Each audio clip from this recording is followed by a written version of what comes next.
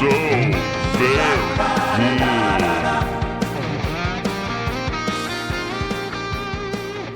Welcome to the Good GMs Podcast. I'm E.E. Morris, and today's episode is Modiphius Better Blues. And now here's Chuck and James. And James?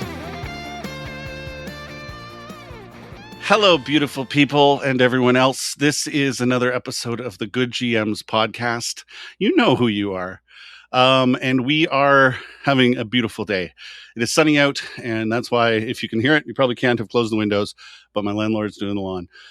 We are here today with my buddy and co-host, Chuckie T. There Glad he to have is. you here. Yes, indeed. It's been a wonderful week. And our special, still special guest, he's been on a few times now, so he's kind of like just a regular guest now, but our regular guest who's very special to us, James Gordon Ross is here. Hello, James. Hello, everybody. Hi, James. So he's going to be teaching us a little something today about the 2D20 system, the modiphius system. Yeah. First, let's talk about any gaming things that have happened of late. For those of you who are Patreon supporters, you might have heard recently we posted this. Obviously, we're a few weeks behind in our recording, but we played a Savage Worlds one-shot of East Texas University. That was a lot of fun. Yeah. Yeah, it was a good one. That was a good one. I had a good time with that one. Mm-hmm. That was nice. You did a good job on that. Well, Proud of thank you, you very bud. much. Proud of you. Well, you know, I'm thinking about it, and we should probably have a maybe just a Patreon exclusive where people can listen to you critique my GMs. Oh GM my style. God. I get paid for my time, son. There you go. Well, and There we go. well, that's it. They can learn from my That's mistakes. a $99 level. That's right. What that is. It's nope. That you get nothing at that level except helping. I'm going to talk to Rainey. Rainey We'll launder get that money. changed. There We'll you get go. that changed. If you want to join at the $25 level 4 times, then you can have it. What the heck? You get all the benefits. But anyway, enough of this horrible. Patreon.com/Good GMs podcast. Yeah, come and join us. Yeah. But also I played Daggerheart recently. A friend of mine, Veronica, who I'm hoping to get on the show to teach us something about something. Maybe Daggerheart is gonna come on. But she introduced us to Daggerheart last week. We just did character creation, and it's Thursday night, which is 2 days from now. I will be playing the first part of the one shot, so that'll be cool. I for life of me can't remember the name of I know I'm a class of I'm a bard, but like the wordsmith bard. So it's like each Daggerheart, you have your classes and then you have your subclasses. So I'm bard, and then you had like the performer bards, and then you have the wordsmith bards. So I'm a wordsmith bard, and I'm a cat person who grew up in the mean streets of the big city, which we called Tirana, which is T''Raughna. Yeah. So we are in Burlington is the name of the big city we're in, because she asked us, this is what happens when a GM says, so give us a name for something, and I'm like, Burlington. Yeah. And they're like, something more fantasy. Burlington. There's a big coat factory in Burlington. Good Lord. It's like when you get the kids to name the pet, and you end up with a dog named Goldfish or something. That's right. Exactly. Oh, So first GM lesson of the day: don't let the kids name the pets. That's But anyway, actually sound advice. Daggerheart seems pretty cool. It includes cards, so every class you get cards, and then you get to look through the cards of the different starting spells and all that stuff that you can choose from. So it's kind of an interesting take. I haven't played any of it yet. I've just made a character, but I will say that it is interesting, and they have a Kickstarter right now for one called like Lovecraft 1912 or something that looks quite interesting, because you know me, I love me some horror. I do. So yeah, how about you, Chuck? Other than Savage Worlds, have you been playing much? God, just my usual over at the other island, running people through More ETU? ETU's on the menu. That's right. So I mean, it was I had to laugh because it was it's a recording that I did many moons ago, and I thought I had the recordings for it, and I don't have them, so I have to re-record them. And it just happened to be that it was lining up on the quote unquote schedule that we may or may not have. That it lined up with this Kickstarter. So I'm like, okay, I guess we're doing ETU. Here we go, guys. Opportunistic. Very cool. Yeah. Very cool. Yeah. Cool. No, but I'm genuinely excited. The Kickstarter went very well. Yeah, like 12 minutes. And yeah. Was it 12? I think it was like 12, 17 minutes. Maybe, but yeah. It was like, hell say it was 12 to midnight. But I'm looking forward to it. They have a lot of new awesome. Information, stuff that I'm very eager to start importing right into what I'm doing right now. So. And if you haven't checked it out, episode 4, we get to talk to Preston and Ed. So go back. I should say, go back and listen to all the episodes. If this is your first episode, hey, cool. My name's James. Hi, I'm Chuckie. And this is also James. Yeah. Another James. And James, how about you? Anything? Any games? I have not been playing games. I've been writing my game. That's right. Trying to get it ready for playtesting, and still not there yet. But which we talked one about step at a time, baby. One step at a time. Yeah, that's right. But yeah, I'm hoping to do a playtest. We talked about that in episode 3. That'd be awesome. How about board games? Anything? Have you played a phone game at least? Anything? I've been playing a lot of Baldur's Gate 3 and playing Crusader Kings 3, various games that are on their third iteration. Fallout 3? Have you done any of that lately? Yeah, tons of Fallout 3 lately. Speaking of played Fallout 3 twice though. Yeah. Yeah, it's a good one. It's a good one. But speaking of Fallout, why don't you tell us why we brought you here today? Is that right? Is the guest supposed to do that? Yes. My job. Well, I ran 120 sessions of the Fallout 2D20 system. Wow. And you guys are interested in modiphius 2D20. Yes. Yeah. So we're interested in learning about all kinds of games for sure. Little bit of expertise. I'd say this is probably my favorite rolling system. Is it? Okay. Yeah. Okay. Because I played. What have I played with you? I played Savage Worlds, and we played the Game of Thrones system, which I don't remember. Yeah, Green Ronin's Song of Ice and Fire role playing, and then I adapted that to Savage Worlds. Yeah. Okay. I think I've run Call of Cthulhu with you once. Oh yeah. And you I think you ran us through a Delta Green game ages ago. Yeah. And there was an inside out rabbit, and we were Russian people or something going through the Siberian wilderness. Oh my god! Mm-hmm. It was the Color Out of Space, only in Soviet Russia. Yeah. Frick yes, love it. I like that one. Yeah. Yes. Yeah. Dog Hammerhead. I like that. Nice. Okay. So I know that the modiphius is Conan. Yeah. So Modiphius Entertainment, if I've done my research recently and correctly, back in 2015, started with the Mutant Chronicles. I think that was 2013. 2013.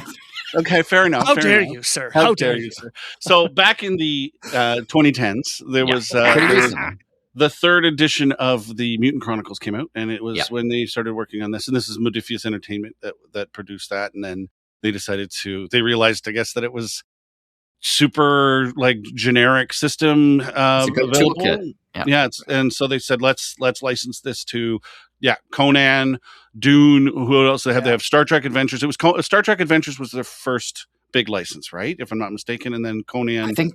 Well, do you consider John Carter to be a good? John Carter license? That's John Carter of Mars. Yes, there was a movie the recently. Same author as the Tarzan Adventures. That's right.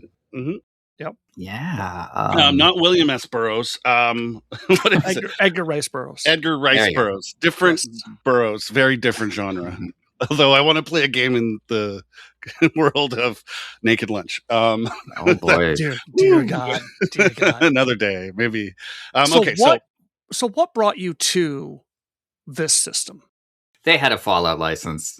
That's what it was. They just okay. Somebody made an official Fallout game with Fallout material, and I was like, "Oh my god, I've wanted to run a role-playing game in this world." But there's so many little bits of it that adapting it to another system was a lot of work that I had never done. You'd have to reinvent the wheel pretty much to be able to oh great, now I got to stat out a friggin' I don't know, rad scorpion or I don't know. There's so minute they were like, "There's a full 2D20 rulebook for Fallout." I pre-ordered it.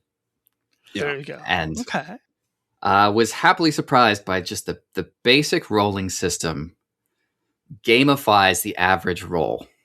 Okay. In so many systems, rolls can either be sort of tedious or mindless.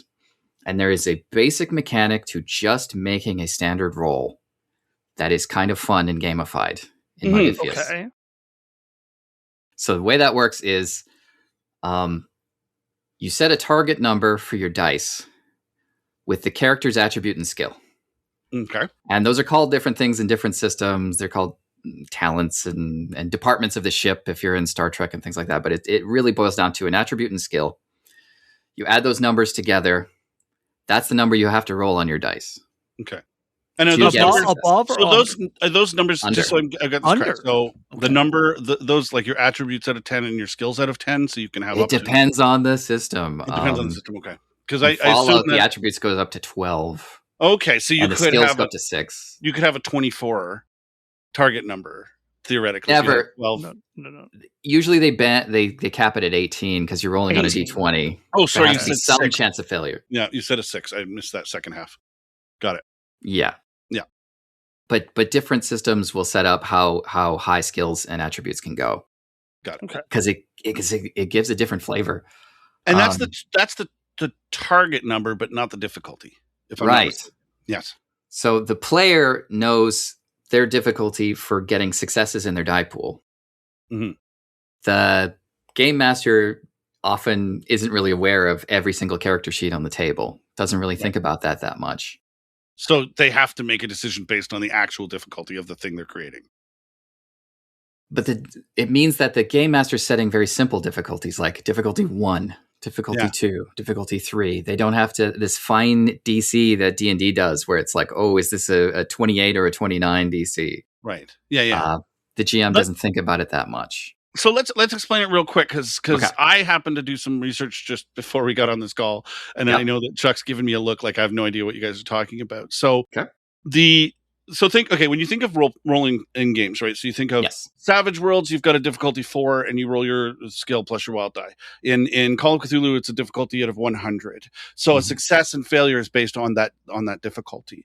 Whereas with say Vampire, your difficulty could be if I remember the old. See, I'm a second, third edition. I don't know if it's changed a lot, but I knew it. You could have a difficulty say of 8, and the number of successes dictated how. So you rolled like say 5 dice.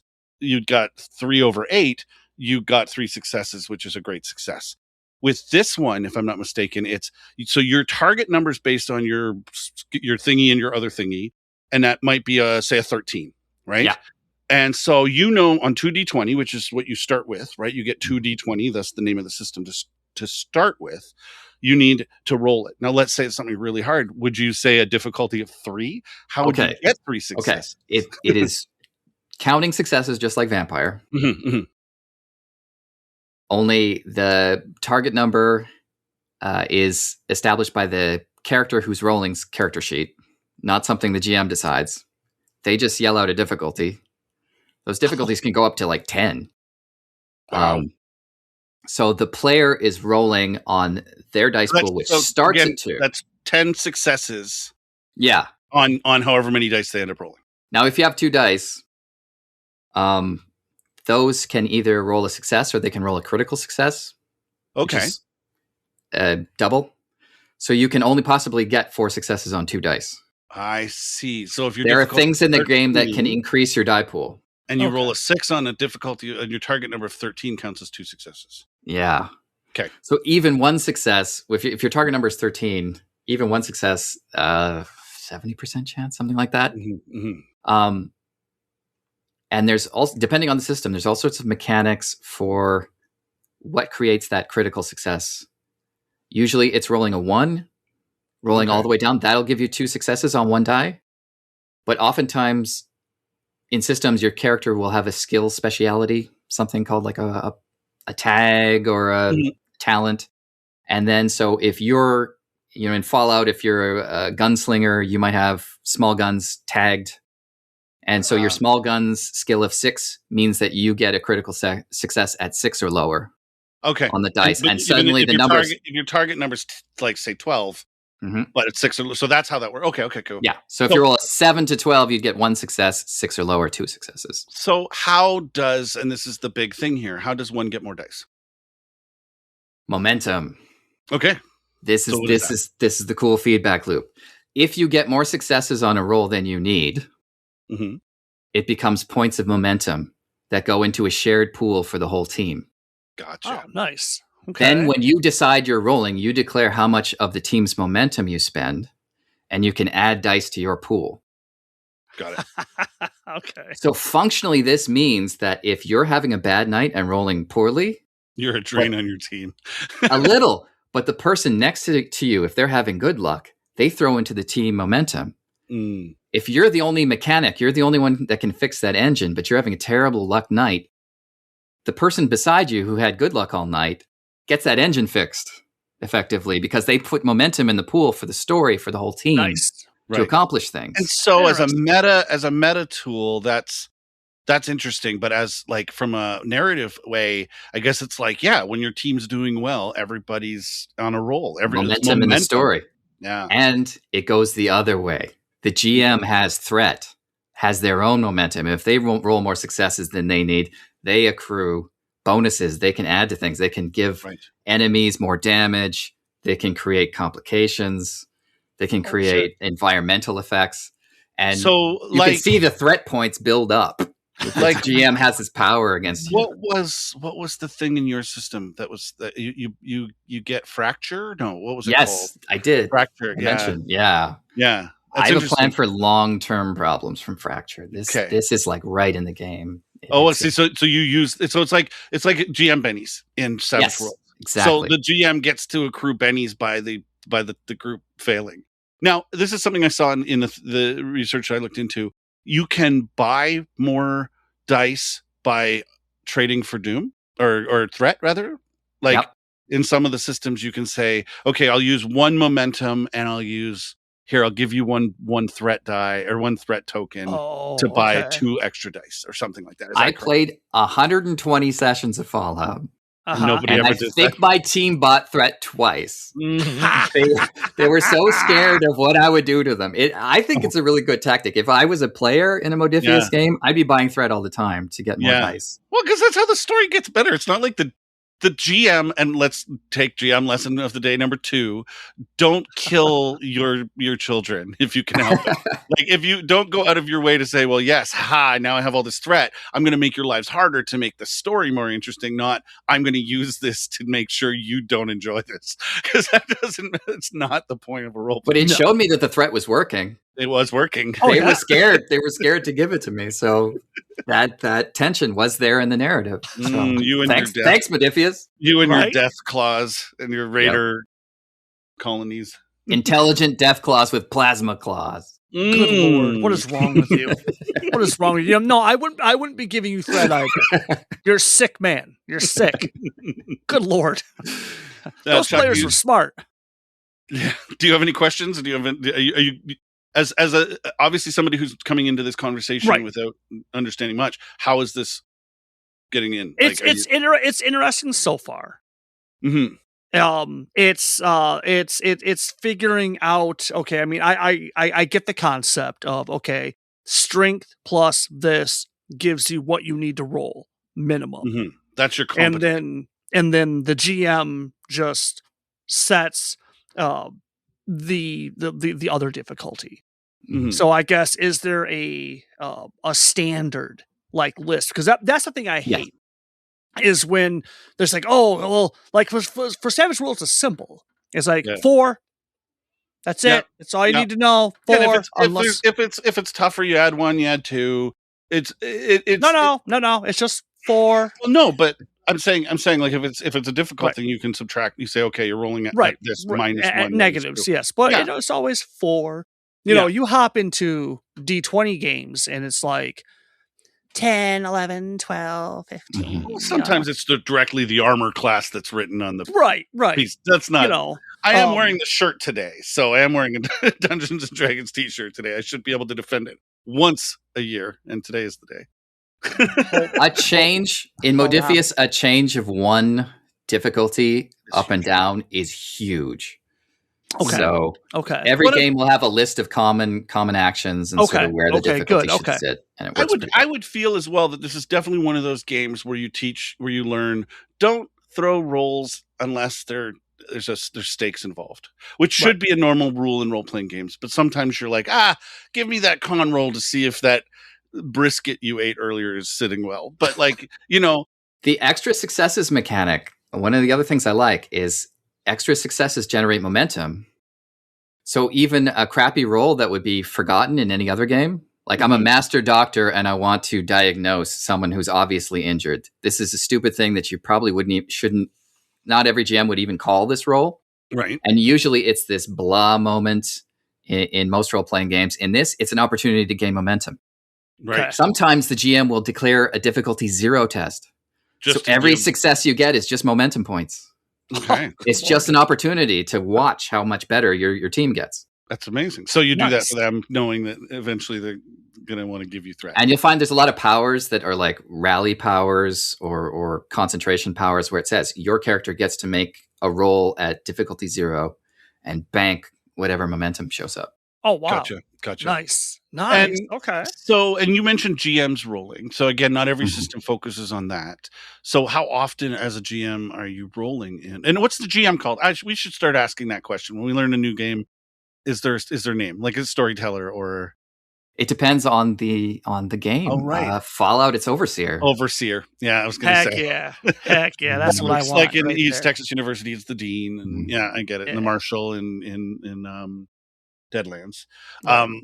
So yeah, how often are you rolling? What are you rolling for? Are you only rolling in combat? Are you rolling? I think you're rolling when antagonists are trying to do something. Okay. Usually everything is defined, even if it's a contested role between a character and an NPC. If it's not a really important NPC, it can usually be defined as the player's role. Nice. Against a difficulty. Right. Okay. Like you're arm wrestling some guy at the county fair. This guy's really good at arm wrestling, difficulty 3. This guy's really bad at arm wrestling, difficulty 1. Like the counter roll isn't necessary. Gotcha. All right. So here's my litmus test that I love doing because I love seeing people that design games just for the most part, not all of them, but for the most part, they freeze up. There's my litmus test. Here we go. So, example. All right. So we're Fallout, right? All right. Fallout headshot. How do I do a headshot? Headshot. There are hit locations on every character. You declare the hit location. Okay. There's a standard difficulty raise. I think for called shot, it's just an extra 1. And then if you do enough damage to inflict a wound, there's a sort of threshold.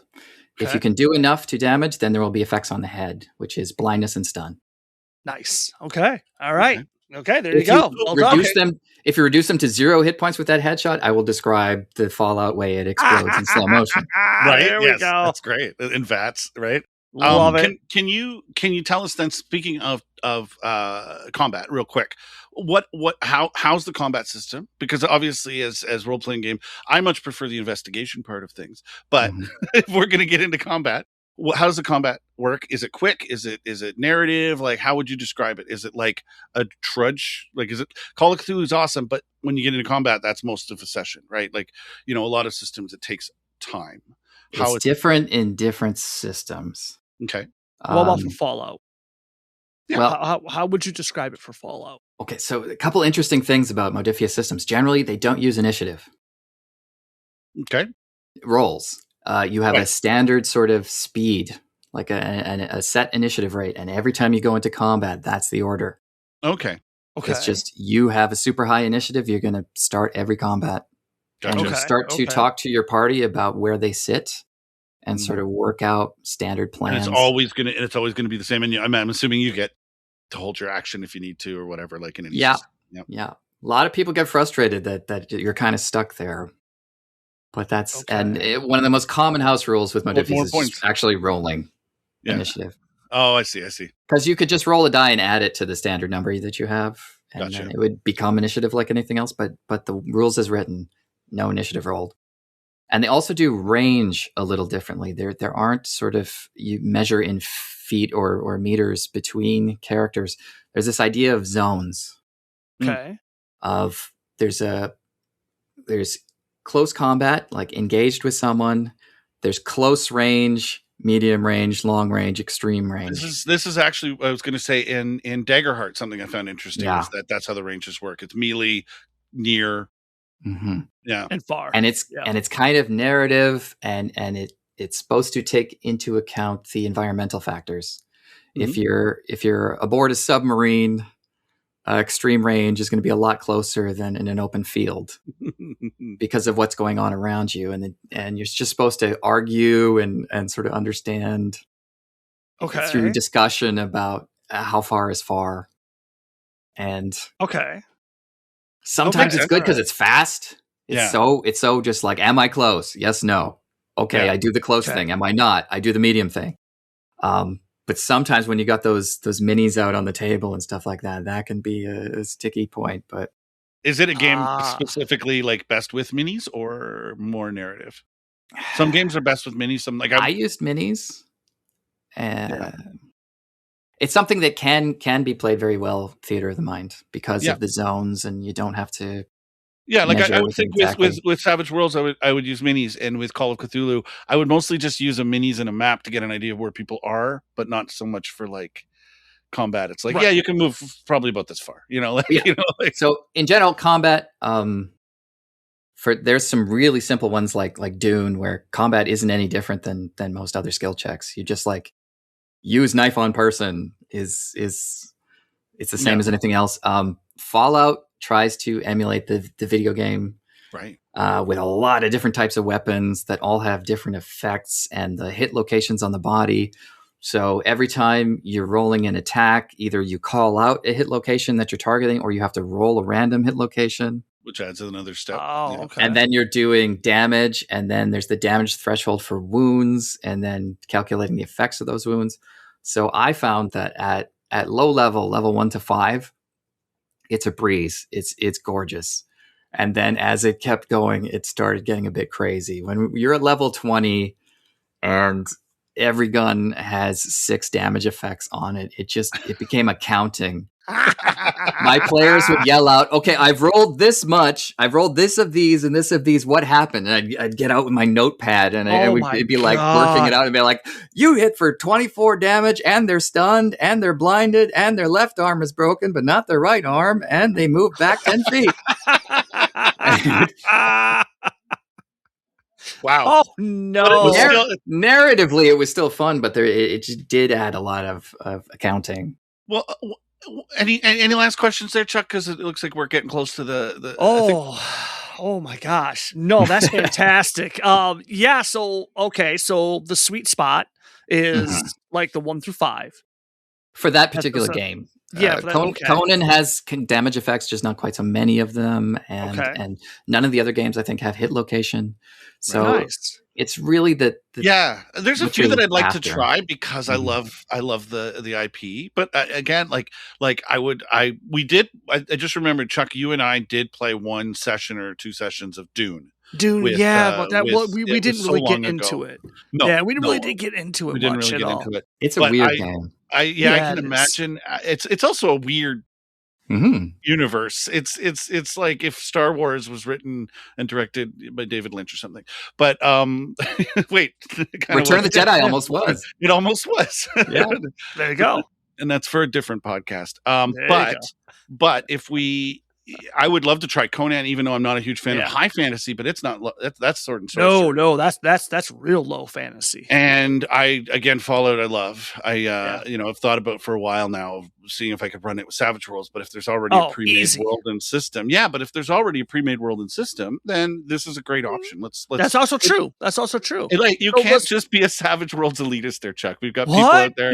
Let's see your shirt again. It says there Dungeons you go. and or Dragons. There you go. I like this. I say we bring other James back and have him run us through. Other James, right? There we go. Bring him back and just have him run us through. Just a really maybe 2 quick scenes. Sure. 3. Just real quick. Just, hey, these are examples of roles. This is Bing, Bing, Bing, and here we go. What are we doing right now? Should we put an end to this episode and start an episode? called Modiphius Better Blues 2. The Sure. chap, I don't know. I don't know if he's ready for that. We'll bring I him can back. do that. We don't have characters. How We dare don't you have, challenge? we'll bring you back. We'll bring you back for that. But thanks absolutely. for doing that. And again, I want to be able to do this with all kinds of systems, and I don't want it to always be compared to Savage Worlds. Chuck, No. you and I No. but in truth, in reality, I think that there's a system out there for everybody. And if you do like James said, if you like Fallout and you're not already Savage Worlds indoctrinated. I was going to say yes, an acolyte. Then this is a great. It's already there, and I want to. And again, thank you, Modiphius, for creating such amazing absolutely. IP, and thanks, James, for teaching us how that works. Okay, all right. So, any last minute tips? If you're a GM, what's the best tip for running this system or for running Fallout? What would you give us? What just managing your momentum, just being mindful of it, and the threat. Emphasize to your players that you're getting momentum. Don't let them forget, and and make it seem scarier than it is. Which I think is if I remember, you've given us similar tips in the past about always let them think it's scarier than it really is. So thank you for that. Yes, absolutely. Thank you. Chuck, any last words, or are you frozen? You look like you might be frozen. No, I think I'm back. Is everybody seeing He's just thoughtful. He's in thought. Okay. Thanks for joining us. Thanks for listening. And we'll see you next time on Good GM's podcast. Be good. Heck yeah, be gooder.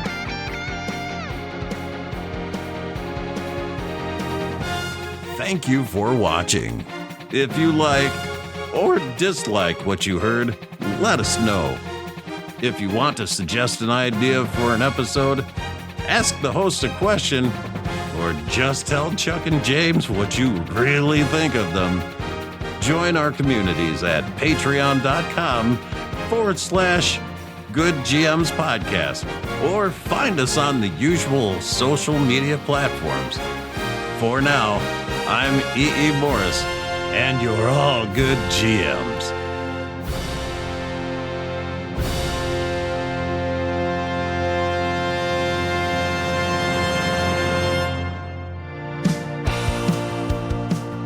We are so grateful to all of our Patreon supporters. At the gooder level, Weird Candy. At the good level, Carl Kiesler, Preston DuBose, Francis, and me. Yes, E.E. Morris. I put my own money to back our projects because we're all good GMs.